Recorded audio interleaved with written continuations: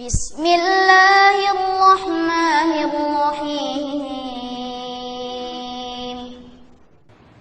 Ketika keluarga menjaga hak Allah, ketika suami istri menjaga hak masing-masing,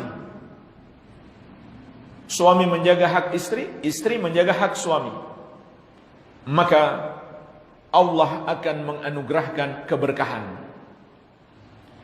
Keberkahan di dalam rumah tangga. Ini yang kita butuhkan. Mengapa suami istri harus saling tolong-menolong dalam ketaatan kepada Allah, demi meraih keberkahan di dalam rumah tangga.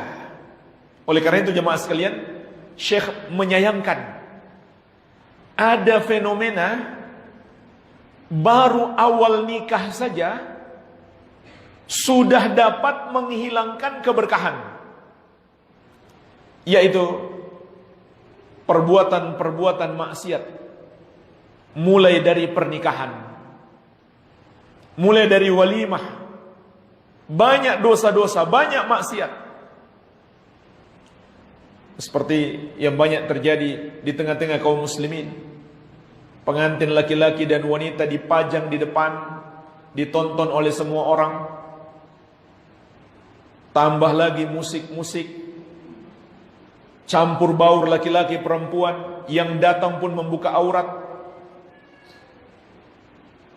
Dan bahkan penyanyi-penyanyi dangdut yang membuka aurat ditampilkan di depan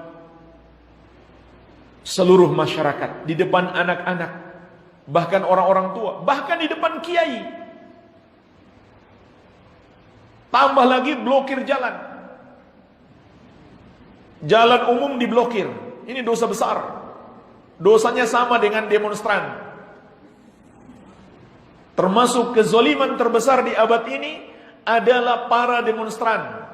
Demonstrasi termasuk kezaliman terbesar di abad ini yang dilakukan oleh para demonstran. Apa di antara kezaliman mereka?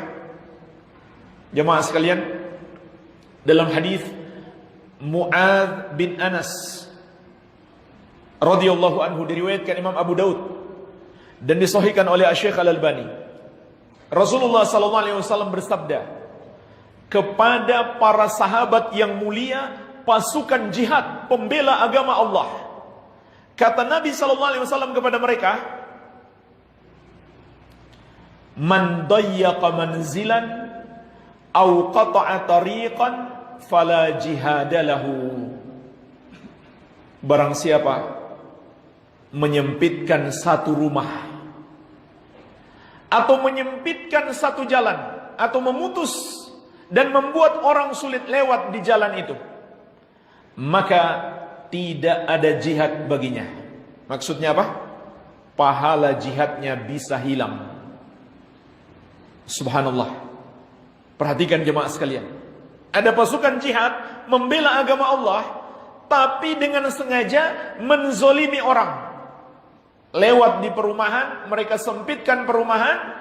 Lewat di satu jalan, mereka blokir jalan, membuat orang sulit lewat. Maka hilang pahala jihadnya, walaupun jihadnya bersama Rasulullah sallallahu alaihi wasallam. Subhanallah. Ini bahaya perbuatan zalim. Walaupun sedang berjihad, apalagi sedang melakukan kemungkaran, termasuk kezaliman, bikin hajatan pernikahan, maksiat lagi dangdutan, kemudian memblokir jalan warga. Ini Syekh ingatkan, maksiat-maksiat dalam pernikahan bisa menghilangkan keberkahan nikah. Termasuk kata Syekh, yang dapat menghilangkan keberkahan atau menguranginya adalah mempersulit pernikahan. Ini peringatan terutama bagi orang tua. Orang tua yang suka mempersulit anaknya nikah. Nanti anaknya sudah kecelakaan, jadi MBA, menikah karena kecelakaan, baru menyesal gara-gara nikah dipersulit. Makanya Syekh mengingatkan sebuah hadis yang diriwayatkan Imam Abu Daud dari sahabat yang mulia Uqbah bin Amir radhiyallahu anhu. Nabi sallallahu alaihi wasallam bersabda, khairun nikah aisaruhu. Sebaik-baik nikah adalah yang paling mudahnya. Sebaik-baik nikah adalah yang paling mudahnya. Dan dalam hadis Aisyah radhiyallahu anha diriwayatkan oleh Imam Ahmad, a'dhabun nisa'i barakatan. Rasulullah sallallahu alaihi wasallam bersabda, wanita yang paling besar keberkahannya, aisaruhunna maunatan, adalah wanita yang paling ringan maharnya. Inilah wanita yang paling berkah. Mudah menikahnya, tapi bukan bermudah-mudahan, bukan digampang-gampangkan. Dan tidak berat maharnya. Walaupun jemaah sekalian, kalau mampu, tidak masalah maharnya besar. Tidak masalah. Yang penting tidak memberatkan calon suami. Lihat-lihatlah dia. Kalau dia mampu ya tidak apa-apa. Sangat bagus. Rasulullah SAW juga ketika beliau mampu, beliau berikan mahar yang cukup besar kepada istri-istri beliau. Tapi kalau agamanya baik, akhlaknya baik, jangan dipersulit maharnya kalau dia bukan termasuk orang yang berkelebihan.